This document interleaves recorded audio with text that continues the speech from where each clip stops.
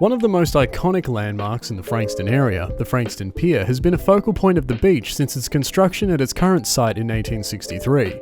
A historically significant piece jutting out into Port Phillip Bay, the 220-metre long pier is a favourite of locals, swimmers, walkers and photographers. Originally built in 1857, the pier was reconstructed and extended into deeper water 6 years later, following a public petition. An artificial reef lies within casting distance of the pier, making it a favourite spot for local fishermen.